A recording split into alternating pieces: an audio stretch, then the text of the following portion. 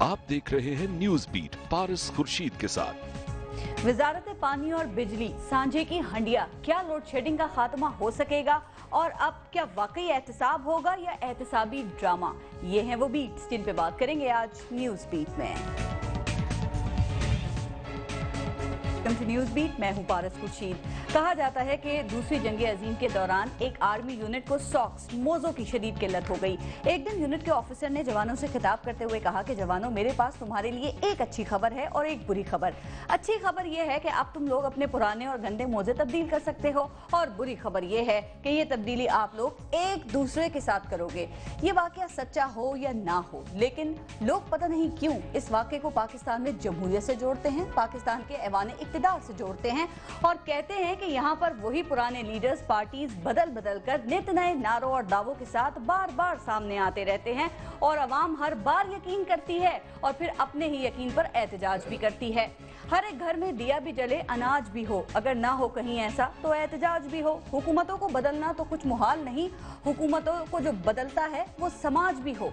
कहा जाता है कि एहतजाज और इख्तिलाफ हमारा इज्तिमाई रवैया बन चुका है, हमारी सियासत का चलन बन चुका है। क्या वजह है कि एक जैसी सोच रखने वाली सियासी जमातें एक दूसरे से मीलों दूर खड़ी नजर आती हैं। अगर नजरियात एक हैं तो ये इख्तिलाफ किस बात का है, शख्सियत का या मफादात का? और सवाल ये भी है कि पाकिस्तान में वो दिन कब आएगा, वो सुबह कब आएगी जब कौम एहतसाब अमली शक्ल में होता हुआ देखेगी?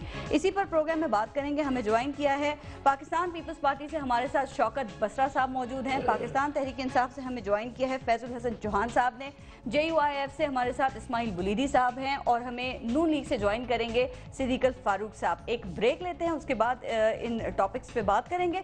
देखते रहिएगा न्यूज़ बीट।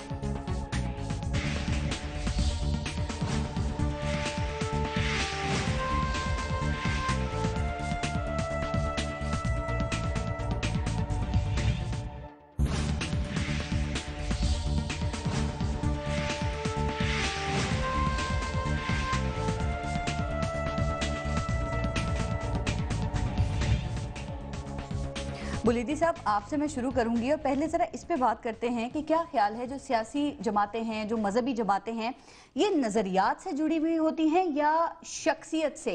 ये अपने नज़रियात की बुनियाद पर पहचानी जाती हैं या फिर अपने सरबराह की बुनियाद पर? सबसे पहले मैं आपका इंतहाई मशकूर हूँ कि आपने मुझे इन्वाइट किया। पर ये पाकिस्तान में जितनी भी मजहबी या सियासी जमातें हैं, तो मैं समझता हूँ कि चंद को छोड़कर अक्सर ये शख्सियात के तौर पर पहचाने जाते हैं। उन्होंने एक सिस्टम ऐसा बनाया है कि वो उनका मिडिल क्लास के जो लोग होते हैं, चाहे उसमें काबिलियत भी हो, ठीक है, उनको आगे आने के लिए न दिया जाता है। जिस तरह कि यूरोप में अब नाई का बेटा भी मैंने है, बिल्कुल है, कोई लेबर का बेटा भी मिनिस्टर है। मैं हालैंड में एक दफा गया था, वो बाइसिकल चला रहा था, कोई आया होटल में, उसने कहा जी मैं इंटीरियर मिनिस्टर हूँ हालैंड का। तो वो मैंने पता किया, उसने कहा जी मेरा बाप नाई है, अभी भी नाई का काम करता है। ठीक, तो मैं समझता हूँ कि ये इससे मेरे ख्याल हम बालातर होकर अगर ये सिस्टम बनाएं कि इसमें सिर्फ अपने चार राउंड अबाउट अपने फैमिली, इसमें ये बिल्कुल नहीं होनी चाहिए। ठीक है, अच्छी बात है।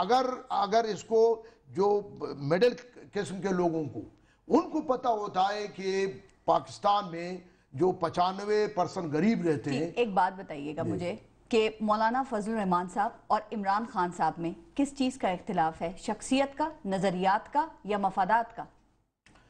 मैं समझता हूँ कि इख्तिलाफात तो मेरे ख्याल ये तीनों का नहीं है, सिर्फ मिस अंडरस्टैंडिंग है। वो क्या है? और ये कि वो कुछ साफ जाहिर है कि जमात जब इमरान खान इलेक्शन लड़ता है तो उनको उस इलाकों में जो खतरा हो, तो अगर वो कुछ बातें ना करे तो उसको वो भी क्या बातें ना करें? नहीं, वो उनके खिलाफ जो उसने कुछ अल्फाज इस्तेमाल किए शुरू में, खतरा तो मौलाना फजल रहमान साहब को था, इमरान खान साहब को नहीं था। नहीं, इमरान खान को भी था, क्योंकि इमरान खान को यह था कि ये जीतना था, सुनामी आता है वहाँ, कराची समंदर था, वो पंजाब से उसका रुख किया गया खैबर पख्तूनख्वा में।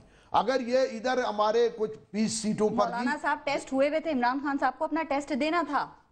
नहीं, देखो इमरान खान से हमारा कोई डर नहीं है, ना खौफ है मौलाना का।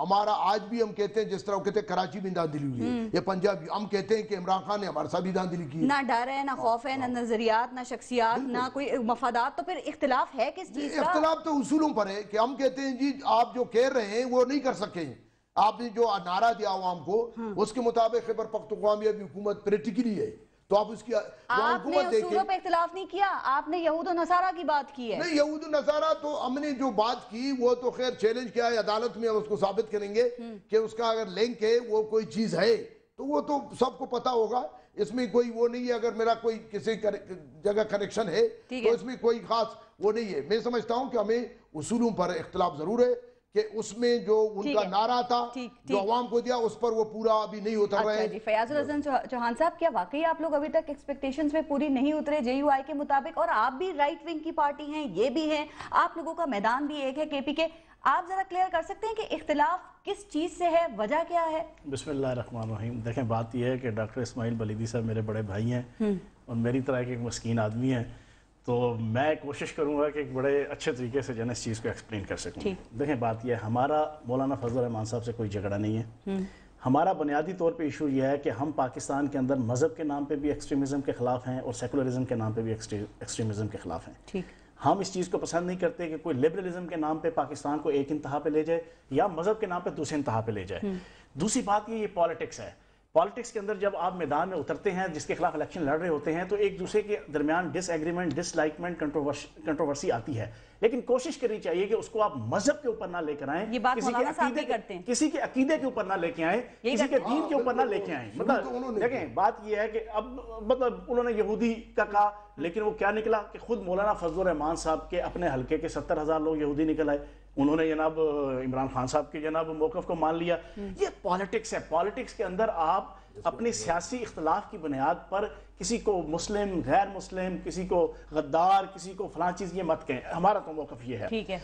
तीसरी बात ये है, हम आज भी मौलाना फजल रहमान साहब काबिल एहतराम हैं और हम तो ये कहते हैं कि तालिबान के हवाले से अगर अमन मुज़ाकरात करने हैं, हमने ये नहीं कहा कि हमें ठेकेदार बनाओ, हम तो कहते हैं मौलाना फजल रहमान साहब के सर पे जना ताज उठाओ और काम शुरू करो, इसी तरीके से मामलात को चलाओ पॉलिटिक्स के अंदर। आपने क्लियर कर दिया, नून लीग भी राइट विंग की जमात है और उनका जो वोट बैंक है वो ही पाकिस्तान तहरीक इंसाफ का भी है, वहां इख्तिलाफ क्या है? देखें, बात यह है, एक तो खानदानी सियासत सबसे इंपॉर्टेंट चीज है, खानदानी सियासत आपका इशू भी है।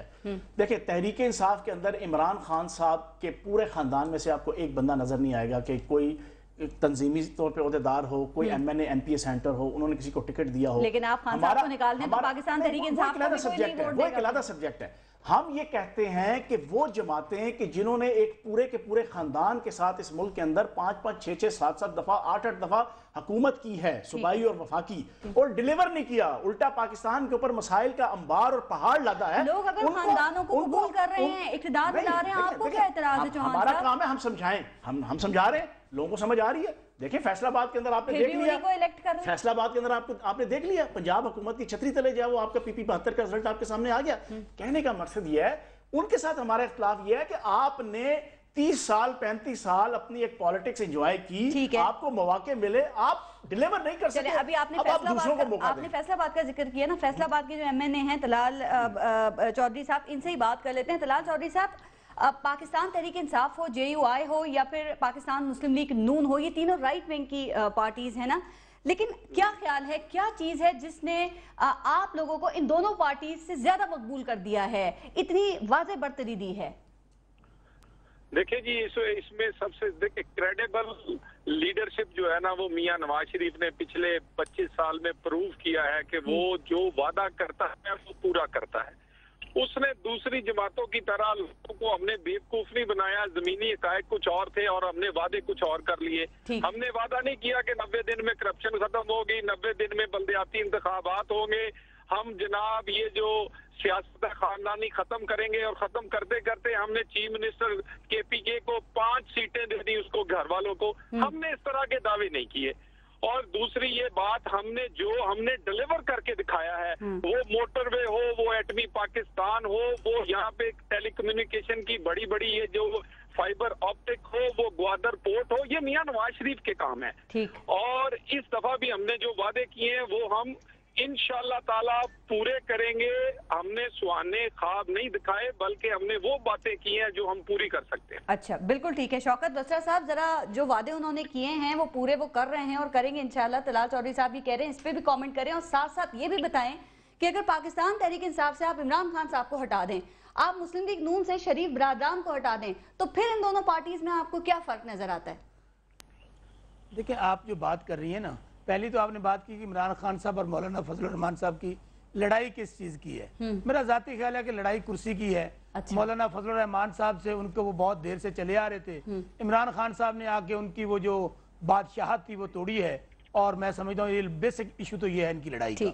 जहां तक आप बात कर रही हैं इमरान खान साहब की और मुस्लिम लीग नून की, क़यादत की बात है। देखिए, इमरान खान साहब अपनी जमात की एक क़यादत कर रहे हैं, मियाँ साहब अपनी जमात की क़यादत कर रहे हैं, लेकिन दोनों का आपको याद होगा कि ज्यादा लंबा चौड़ा मंशूर का या इश्यूज का इनका भी आपस में फर्क नहीं है। जी बिल्कुल। मियाँ साहब की मकबूलियत इसलिए थोड़ी, वो अभी तलाल चौधरी साहब कह रहे थे, मेरी हंसी निकल गई, कह रहे हैं मियाँ साहब जैसी क्रेडिबल जो क़यादत है वो पाकिस्तान में मौजूद नहीं है।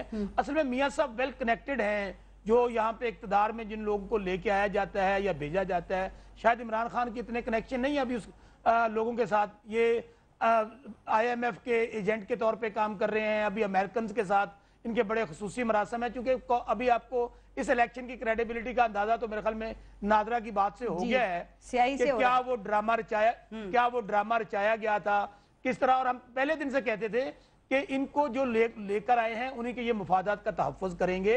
और साहब एक सेकंड देखिए, तलाल चौधरी साहब ने कहा है वो वही वादे करते हैं जो वो पूरे करते हैं।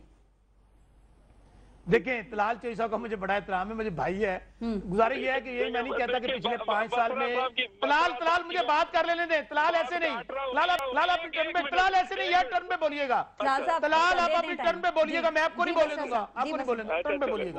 देखिए, गुजारिश ये है, आप खुल के अपनी टर्न पे बात कीजिएगा, मैं नहीं बोलूंगा। देखिए, पिछले 5 साल में भी मैं ये कहूं कि हालात अच्छे थे या महंगाई कम थी या आइडियल सिचुएशन थी, ये शायद नहीं थी। लेकिन अब तो मुझे यूं लगता है जैसे पाकिस्तान पर गैर मुल्की हुक्मरानों का कब्जा हो गया है। दोनों शेर की जोड़ी जो है, इसने खुद कुछ जैकेट्स पहन रखी हैं, ये खुद कुछ बम्बार से भी ज्यादा खतरनाक साबित हो रहा है पाकिस्तानी अवाम के लिए। और जिस अंदाज के अंदर ये महंगाई के ड्रोन्स मार रहे हैं, तो मेरे ख्याल में कि इनको 99 से भी ज्यादा जल्दी है। और यकीन मानिएगा कि आज पाकिस्तान में ना किसी की इज्जत महफूज है, ना जान महफूज है, ना माल महफूज है। चाइना के अंदर इन लोगों ने अंधेर नगरी चौपट राज पूरे पाकिस्तान का बेड़ा गर्क कर दिया है। कुछ लोग ड्रोन्स में मारे जा रहे हैं, कुछ दहशतगर्दी की नजर हो रहे हैं, कुछ लोग जल्जलों में आ गए हैं। बाकी जो रही सही कसर है, लोगों का कत्लेआम ये महंगाई के जरिए कर रहे हैं। और तलाल चौधरी साहब, मैं एक आपको गुजारिश कर दूं, आप किसी गलत फहमी का शिकार हैं। वो वक्त बहुत करीब है। अगर आज आपने आपका वादा दिया था अवाम के लिए और पाकिस्तान के लिए साथ देने का, आज हम कॉल दे दें तो आपकी जो क़यादत कहते हैं ना क्रेडिबल, वो रायवंड के महलों से बाहर नहीं निकल सकेगी।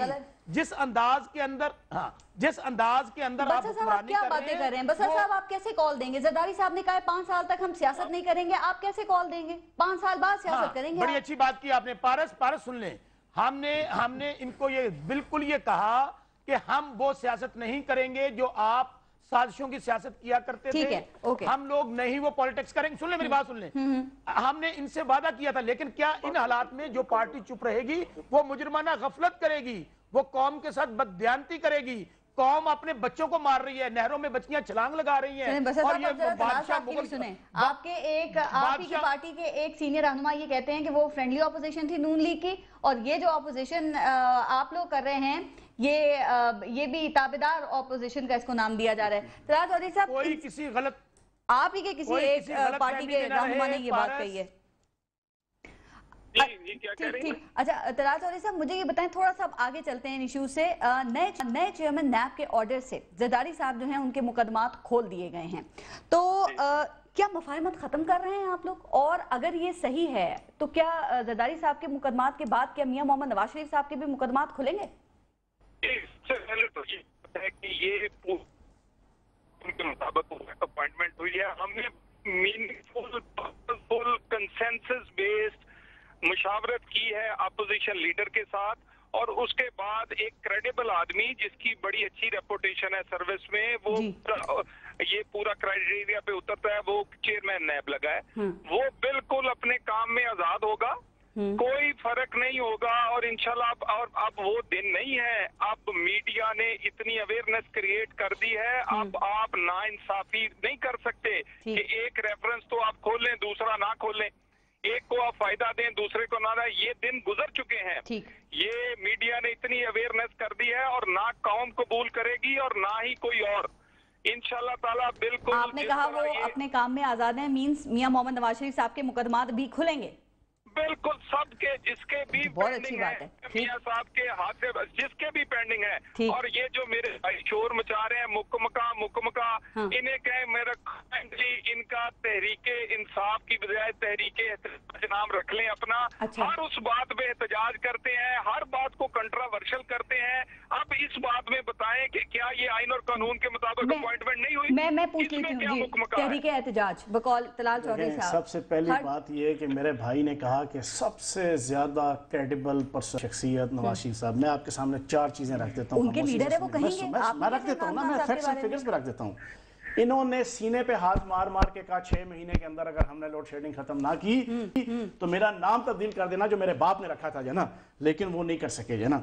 इन्होंने कहा कि IMF और वर्ल्ड बैंक को जो इन्होंने पूरी इलेक्शन कैंपेन में गालियां और सलवातें सुनाई, उसके क्लिप्स मौजूद हैं। इन्होंने आते ही IMF से मुआहदा किया, इन्होंने महंगाई खत्म करने का वादा किया। आज 31% इन्फ्लेशन रेट है। इन्होंने मिसाक जमहूरियत के अंदर 3 चीजें तय की, जिन 3 चीजों का इन्होंने आते सारी वायलेशन की।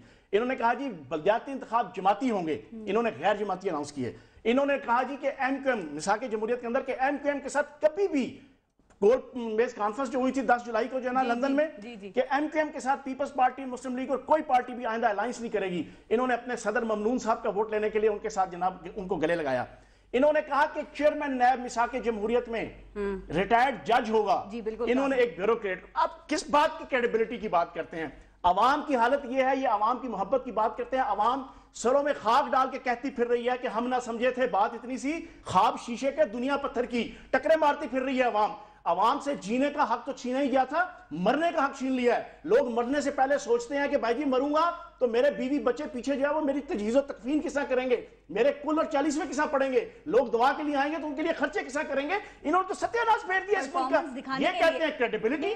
किस बात की क्रेडिबिलिटी? परफॉर्मेंस दिखाने और ये परफॉर्मेंस दिखा दिया, 18 रुपए यूनिट बिजली कर दी है, इससे बड़ी परफॉर्मेंस कौन सी? टाइम तो देना थोड़ा सा। एक मिनट तलाल चौधरी साहब, खामोश मेरी बात सुने, बड़ी खामोशी से आपकी सुनिए। क्रेडिबिलिटी की आलम यह है कि वो मुल्क जो 70 अरब डॉलर का मकरूज है, उसका क्रेडिबल वजीर आजम जाकर $7,650 के जाके जो है वो होटल में रहता है, जो 10 लाख के बराबर एक रात का किराया बनता है। क्रेडिबिलिटी का आलम यह है कि आपके गवर्नर हाउस के अंदर 29,000 रुपए का डेली दूध आता है। सड़क पर हैं वजीर आजम, क्या चाहते हैं आप? नहीं है, सड़क पे नहीं। उनको आपने 5 साल बर्दाश्त किया, क्रेडिबिलिटी यह है कि डॉक्टर इस्माइल वलीदी साहब ने आपको हॉलैंड की मिसाल दी। ऑफ द रिकॉर्ड जो बात हो रही थी कि हॉलैंड के अंदर एक वजीर आया जो साइकिल के ऊपर सवार था, वो नाई का बेटा था। जब मुल्क डूब रहे हो, जब मुल्क कर्जों का शिकार हो, तो फिर उस मुल्क के वजीर आजमों को और उस मुल्क के उन हुक्मरानों को कि जो हाथ हला कर और जबरदस्ती जो है वो माइक को उठाकर जो है वो जाली चुएल लाई और मौजे तंग और हिटर बनने की कोशिश करते हैं, उनको फिर अमल भी दिखाना पड़ता है। मिसालें तो बड़ी अच्छी जबान दी जाती की हैं, क्रेडिबिलिटी से काम नहीं बनता। जबान की क्रेडिबिलिटी से नहीं, अमल की क्रेडिबिलिटी से। अमल यह है कि उनके बेटे का आज 500 मिलियन पाउंड का जो है वो प्लाजा जो है वो लंदन के अंदर बन रहा है, और गरीब जो है वो पिस रहा है, गरीब मर रहा है। यहां पर 50 रुपए किलो आटा, 100 रुपए किलो सब्जी, 200 से 300 रुपए किलो जो है वो आपका फल मिल रहा है। ये क्रेडिबिलिटी है। बुलीदी साहब, आप क्या कहेंगे? आप तो हुक्मरान जमात के साथ है ना, आप तो इत्तेहादी हैं उनके। ये क्रेडिबिलिटी बुलीदी साहब के पास मुझे भी 1 मिनट दीजिएगा। मैं बिल्कुल आपको देती हूँ। बुलीदी साहब, क्या एहतसाब हो सकेगा आप समझते हैं, या एहतसाबी ड्रामा होगा? मैं समझता हूँ कि भारत से इस मुल्क में मुझे ये तवक्को नहीं है किस चीज की? एहतसाब की, क्योंकि अब तक जितने जमात के साथ होते हुए आप कह रहे हैं कि नहीं? वो के हम जमात के साथ है, लेकिन हालात क्या जो तजुर्बा है, हाँ। यहाँ मसलतों के शिकार है। ये कमर साहब मेरा दोस्त है, मेरे पर कोई एतराज नहीं है, बहुत अच्छा उसका रिकॉर्ड है। और मैं इस पर उम्मीद भी करता हूँ, आप साथ हैं ना इनके, आप भी मसलियत का शिकार हैं। दुआ भी करता हूँ कि वो अल्लाह करे कि सबका एहतसाब करे। दूसरी बात ये कि जो आप क्यों नहीं कर सकते, क्या रुकावट है? मतलब कि जरदारी साहब का भी एहतसाब नहीं होगा और ना ही किसी और का होगा। मैं कहता हूँ कि अगर जनरल मुशर्रफ जो कि इस मुल्क के मुजरिम थे और उसने आइन तोड़ा, उसने लाल मस्जिद का वाक़या किया, बुगटी को शहीद किया, उसने जजेस को नजरबंद किया, आज वो उसका बेल हुआ है, वो बाहर जा रहे हैं। और उनके साथ उसी वक्त 17वीं तरमीम भी की थी आपने, अपना भी बताते जाएं साथ-साथ। 17वीं तरमीम हमने इसलिए की थी, हम अपोजिशन में थे कि उसको हमने रास्ता दिया कि वो वर्दी उतारे, उसने वादा भी किया था। रास्ता दिया या लीगलाइज किया था? अगर उसने वादा खिलाफी की तो हमारा कसूर नहीं है। उसने ऐलान किया कि दिसंबर में वर्दी उतारूंगा, हम उसका हिस्सा नहीं थे। दूसरी बात सब ने की ना, कहीं ना कहीं माने। अच्छा, दूसरी बात यह है कि ये जो हमारे साथी लाहौर वालों को भी याद है तो नहीं, तो उसमें ये है कि हमें भी टाइम दी, तो ये जो बात कर रहे हैं कि मौजूदा हुकूमती गुड गवर्नेंस की, ठीक है, तो मैं इस पर मुतमईन इसलिए नहीं हूँ कि जो वादे नवाज शरीफ ने किया था उस पर एक पर भी पूरा नहीं उतरता। ठीक है। दूसरी बात यह है कि यहाँ जो अभी बिजली का रेट 6 अरब डॉलर, बिजली पे भी आते हैं, बिजली में आती हूँ, मैं बिजली पे आती हूँ, ब्रेक भी लेना। मैं जरा तलाल चौधरी साहब का भी एक ही लफ्ज में कि 6 अरब डॉलर, ठीक है, उसने इसाक डार ने किन शराइत पर लिया, वो शराइत को कौम के सामने लाया जाए। ये पूछना आपका काम है, टॉक शो में सुनना थोड़ी है आपका काम। जी तलाल चौधरी साहब, जरा पहले आप चौहान साहब की बात का जवाब दे रहे हैं, वो दे दें, फिर जरा आगे टॉपिक में बात करें। चौहान साहब जितनी मर्जी कर लें, जितने मर्जी जज्बाती ये डायलॉग बोल रहे हैं और ये जो है ना शेर पढ़ लें, जो क्रेडिबिलिटी का जो बात है ना उसे प्रूव करना होता है लोगों ने, अवाम ने। और क्रेडिबिलिटी एक दफा प्रूव नहीं हुई, ये पिछले 25 साल में कई दफा हुई है। 11 मई के इलेक्शन के बाद 22 अगस्त के इलेक्शन का हमने रिप्ले किया, आने वाले वक्त में भी ये क्रेडिबिलिटी होगी और हमने तो काम करके दिखाए हैं। हमने सुहाने ख्वाब ने काम तो वाकई आपने करके दिखाया, जो हम कर नहीं सकते। और अगर ये मेरे काम कर दिया काम का इन्होंने, तो चक शहजाद का जो है ना वो पूरा फार्म हाउस, उससे लेके तो फिर बड़ी लंबी दास्तान है मेरे पास। काइंडली वो जरा आर्गुमेंट वो करें जो इनके पास, जो कि लोगों के काम के सिलसिले में हमने पहले आते ही 500 अरब रुपया दिया। फिलहाल मुझे एक काम गिनवा दें जो आपने अच्छा किया, कराची के 4 महीने में एक करने की कोशिश की। हमने आते ही दहशतगर्दी के लिए एपीसी की और उसके अलावा कल परसों ये इसका हमने परसों कानून है, काम तो कर रहे हैं, बस ऐसा थोड़ा टाइम भी देना चाहिए ना। ब्रेक ले लूं मैं उसके बाद। ये 100 दिन की कारकर्दगी है, 100 दिन की। और दूसरे बात साइड पे वो जरा अंदाजा लगाएं, सबसे कम जरा डिटेल में जी जी, सबसे पारस असेंबली का इजलास जो कम दिन हुआ है ना पूरी 5 असेंबलियों में, वो केपेकी का हुआ है। सबसे बड़ी कैबिनेट इनकी है सबसे, और हर फैसला एक आप जो आप यहाँ करते हैं और मिनिस्टर्स ही नहीं होते, खरीदनी एक पेंसिल भी खरीदनी होती तो इमरान खान साहब का इश्तिहार दिया हुआ है मेम्बरान ने, हेलीकॉप्टर सारे गुमशुदा था, वज़ीर आला का भी और वज़ीर आज़म का भी। चलें ठीक है, मैं ब्रेक ले लूँ जरा, ब्रेक से तो फिर शौकत बसर साहब आप जरा बात कीजिएगा इस पे। ब्रेक लेते हैं, देखते रहिएगा न्यूज़ बीट।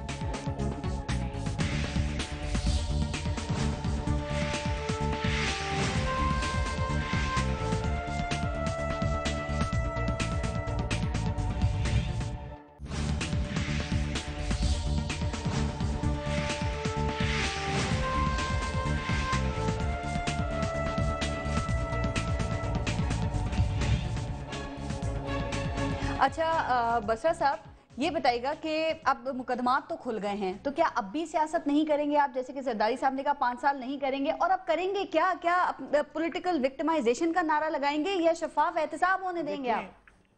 देखिए पारस, करप्शन एक कौमी मसला है, एक नेशनल इशू है। अगर इसका हमने सद्देबाब ना किया, बंदोबस्त नहीं किया, तो मैं समझता हूँ आगे नहीं बढ़ सकती कौम हमारी। सब कहते हैं ये बातें। कैंसर की मूजी खत्म करने की बात करें, मूजी बीमारी, कैंसर की मूजी बीमारी की तरह ये हमारे मुल्क को बर्बाद कर रही है। और कमरुज़्ज़मान साहब जो अभी नए चेयरमैन नैब आए हैं, इनके ऊपर मीडिया भी नजर रखे, इनके ऊपर सिविल सोसाइटी भी नजर रखे। अगर इन्होंने क्रॉस द बोर्ड एहतसाब ना किया, अगर इन्होंने चीफ जस्टिस साहब की तरह अपने मनपसंद पार्टियों को प्रोटेक्शन दी या मनपसंदीदा लोगों को, मीडिया भी नजर रख ले, सारे नजर रख लें, आपने जो नजर रख के उनको अपॉइंट किया है उसके बारे में भी कुछ कह दें। मेरी यार सुन ले, मैं उसकी तरफ आ रहा हूं ना। मैं अगर इन्होंने अक्रॉस द बोर्ड सबका एहतसाब ना किया तो पाकिस्तान पीपल्स पार्टी इनको ला सकती है मुशावरत के साथ, तो इनको घर भी भिजवा सकती है, ये मैं कौम को बता दूं। दूसरी बात, अभी आपने बात की उस कर रहे थे अपने चौहान साहब जी, अच्छा चौहान तलाल चौधरी साहब, मैं बड़ी माजरत के साथ, मुझे आपका बड़ा एहतराम है, लेकिन यकीन मानिए आपने कौम का 4 महीने में कचूमर निकाल दिया है। इतनी तेजी के साथ कभी महंगाई माजी में नहीं बढ़ी। वो आप कहा करते थे ए तारे लाहौती उस रिज़्क से मौत अच्छी, ओ भाई आपके कहां गई आपकी तारे लाहौती? आपका कशकोल इतना बढ़ गया है, आप गली गली नगर नगर लेकर कौम को आपने गिरवी रख दी है। डार और डॉलर का वो जो वो तो ये भी कहते हैं कि वो दस्तूर को भी नहीं मानते। हाँ, वो भी सुन ले, मैं वो भी आपको अर्ज कर देता हूँ। डार और डॉलर का सितारा ऊपर जा रहा है, कौम का टाइटैनिक डूब रहा है। अभी आपने वो दस्तूर की बात कही, मेरी आवाज अच्छी नहीं है। मियां शहबाज शरीफ साहब और बड़े मियां साहब तो बड़े तरन्नम में पड़ा करते थे, वो शहीद जुल्फकार अली भुट्टो बनने की कोशिश किया करते थे। आपको याद होगा कि वो महंगाई के खिलाफ मीनारे पाकिस्तान पे पंखियां भी जला करते थे, कैंप भी लगाया करते थे। आज कौम के पास 2 वक्त की रोटी नहीं है, तालीम नहीं है, सेहत नहीं है, छत नहीं है, और ये कौम को हकायक नहीं बता रहे। आपको याद होगा, अगर मेरी आवाज अच्छी नहीं है लेकिन मैं अगर कहते तो सुना देता हूँ, जी, वो जी, 1 मिनट के लिए आपको बर्दाश्त करना पड़ेगा पूरी कौम को। जी, वो मियां शहबाज शरीफ साहब तलाल साहब मियां शहबाज शरीफ साहब पढ़ा करते थे, दीप जिसका मोहल्लात ही में जले, चंद लोगों की खुशियों को लेकर चले, वो जो साए में हर मसलहत के पले, ऐसे दस्तूर को सुबह बेनूर को मैं नहीं मानता, मैं नहीं जानता। अभी मेरे आगे माइक नहीं है वरना मैं वो भी फेंक देता।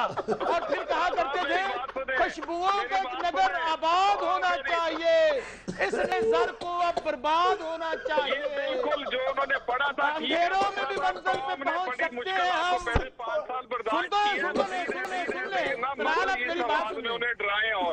तलाल, मैं तो वो बातें कर रहा हूँ जो आप कौम को सुनाया करते थे मेरे भाई। मुश्किल कौम ने आपसे जान छुड़ाई है 5 साल बाद, अब आपकी मेहरबानी, मैंने मान ली बात आपकी। ठीक, आगे बढ़ते हैं। फिलहाल जो आज हालात हैं, मेरी बात सुन ले।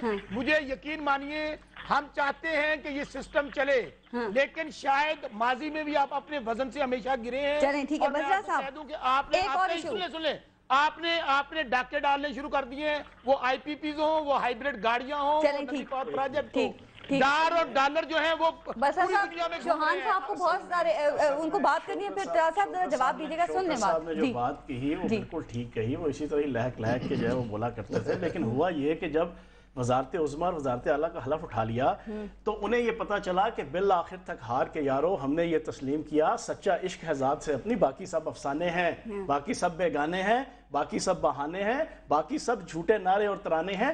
असल में इनको अपना खुद ही का जो फलसफा है ना, हमारे हुक्मरानों को ये समझ आ गया कि अपनी ज़ात के लिए करो जो करना है, अपने सनतकारों के लिए करो, अपने ताजरों के लिए करो, अपने साहूकारों के लिए करो। 2% सेल्स टैक्स का इजाफा, आपको पता है इसके पीछे गेम क्या है? उसके पीछे गेम यह है कि पूरे पाकिस्तान के मैन्युफैक्चरर्स जितने हैं ना सरकार जी, उन्हें कहा गया था कि 17% जनरल सेल्स टैक्स लग गया। अब आपने अपनी कमोडिटी का जो मटेरियल है ना, पैकिंग का, उसके ऊपर अपना कीमत भी लिखनी है और जनरल सेल्स टैक्स भी लिखना है। उसके 2 फायदे होने थे, एक आवाम को एग्जैक्ट कीमत पता चलनी थी, दूसरा FBR को टैक्स इकट्ठा करने के हवाले से भी क्लैरिटी होनी थी। उन्होंने प्रेशर डाला यार कि हमने ये नहीं करना, हमें इसमें छूट दो।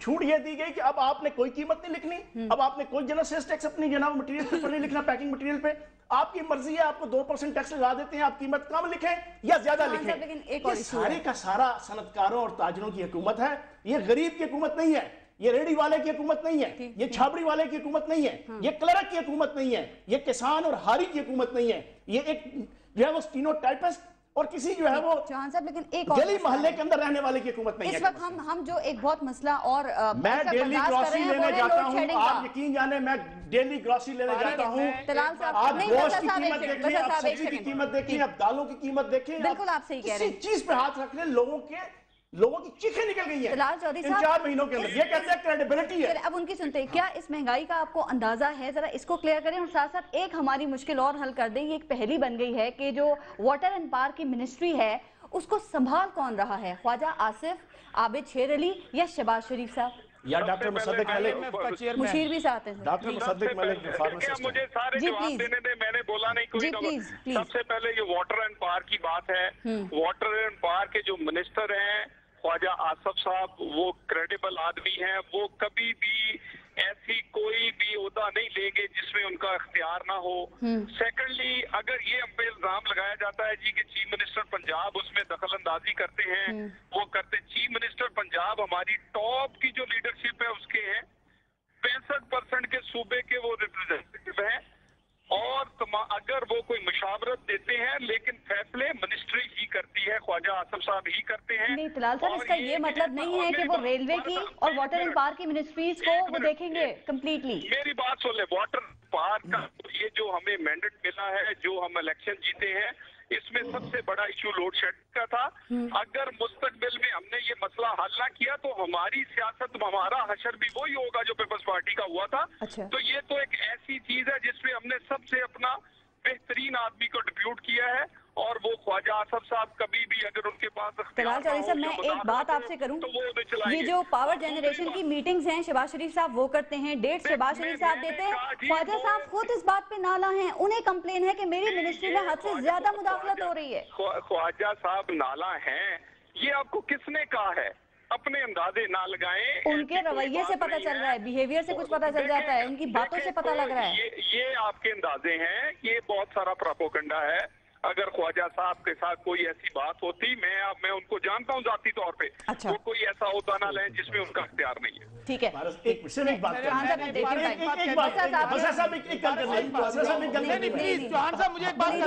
सबने एक मिनट की बात करनी है, एक मिनट ही रह गया। बात ये है, बसरा साहब आप जरा फिर रुकते, मुश्किल से हैं, बुलेदी साहब की सुन ले, मैं फिर टाइम देती हूँ। एक मिनट मुझे ले लेने दे, एक मिनट जी। देखिए हालात ये हैं कि इस हुकूमत के पास पॉलिसी ये है कि गुर्बत खत्म नहीं होती, गरीब को खत्म कर दो। अच्छा। लोड शेडिंग खत्म नहीं होती, बिजली इतनी महंगी कर दो कि लोग कहें लोड शेडिंग रहने दें। ठीक है। इदारे ठीक नहीं होते, इदारों को बेचना शुरू कर दें। मुझे एक बात बताइए, मैं तलाल साहब की भी बात सुन रहा था, हालात बड़ी तेजी के साथ खराबी की तरफ बढ़ रहे हैं। ठीक। अगर यही महंगाई ऐसे बढ़ती रही तो हम खुद सिविल नाफरमानी की तहरीक चलाएंगे।